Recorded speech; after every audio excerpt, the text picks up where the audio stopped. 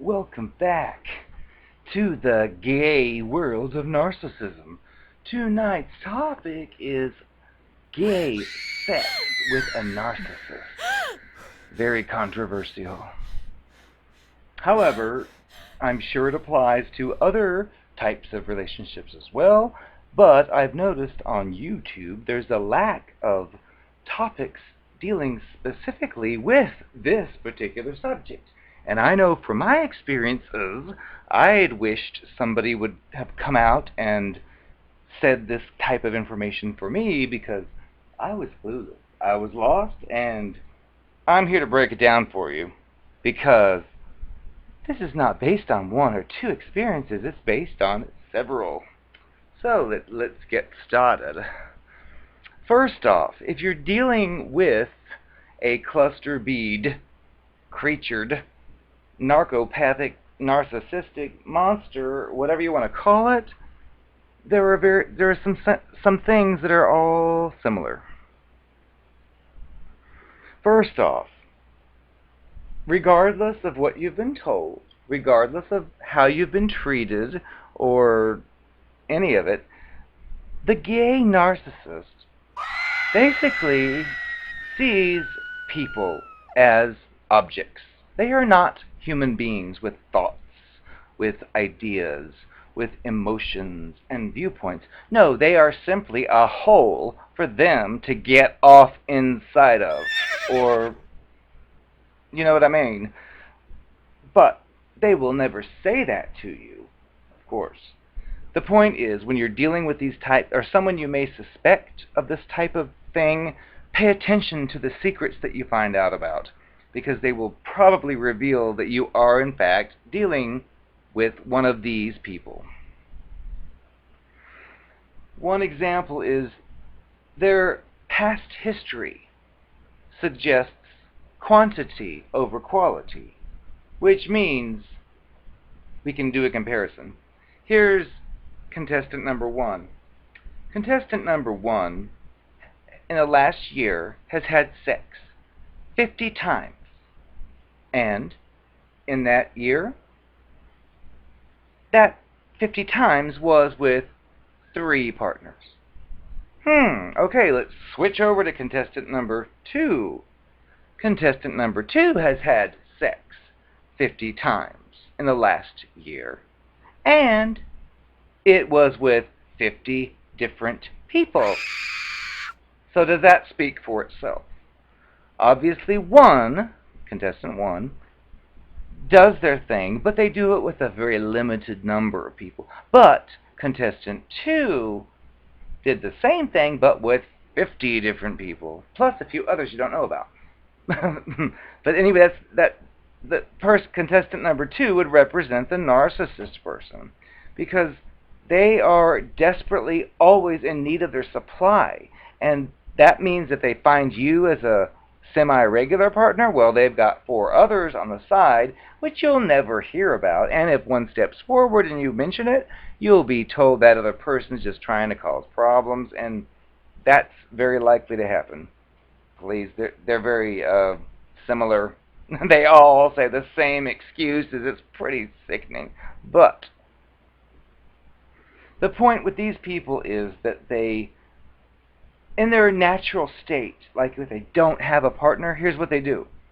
They probably go online, or they go on a Craigslist, or they go on any type of media to like stack up their numbers of people. And of course, each one is different as far as an individual thing, like, I never do this, but I think you're hot, click.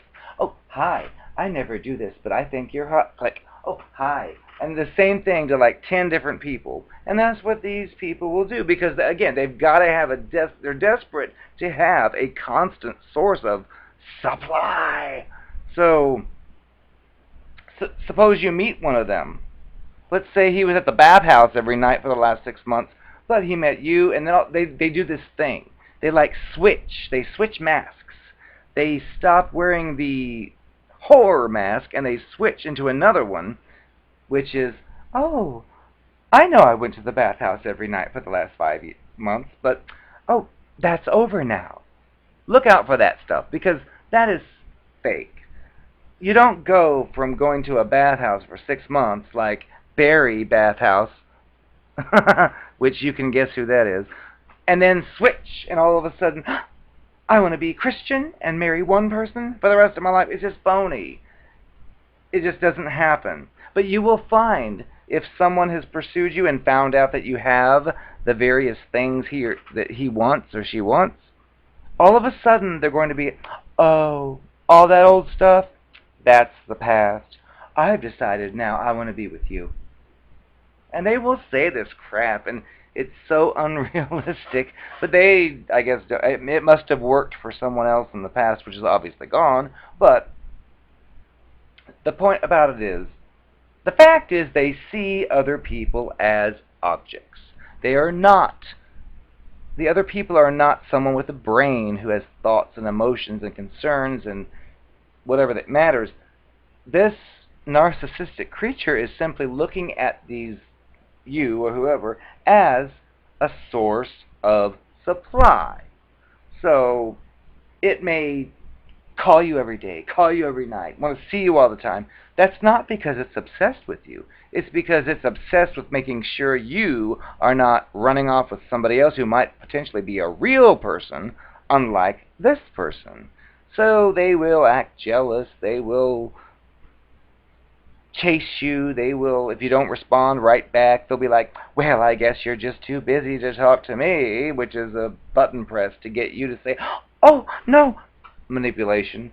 But the fact of the matter is, which is very hard to take, and it took me a while to accept it, but these people do not bond with other people. Other people, again, are an object to them. Like if you start dating one, you start a regular thing. Well, you're basically his or her screwdriver. And you're a great screwdriver. However, down the road, finds a great hammer. Well, the screwdriver is then set on a shelf, and he or she pursues the hammer. But they want to keep that screwdriver waiting just in case they may come across the need for a screwdriver down the road.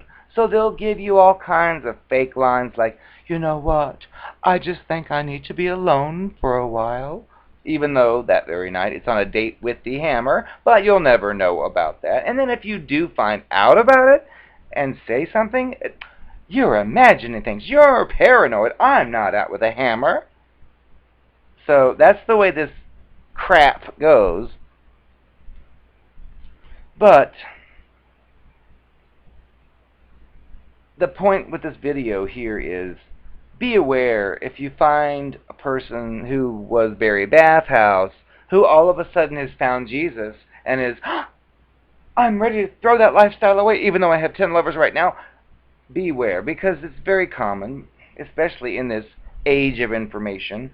And remember, I told you before, don't even think about saying to them, you know what, I think you're just saying this, I think that you're doing that, because you know what? They're playing a game, and one of the major rules of their game is never let on that he's playing a game. So even if you attack it from 20 angles and say, yes, this is a game, because you told me this and then you did that, you know what? I've learned. Learn from my experience. It doesn't work. Because it is a scam. Take it from me. I mean, come on. There's no need for you to be so judgmental of me. You know, you think you're perfect? You never told a lie? And I was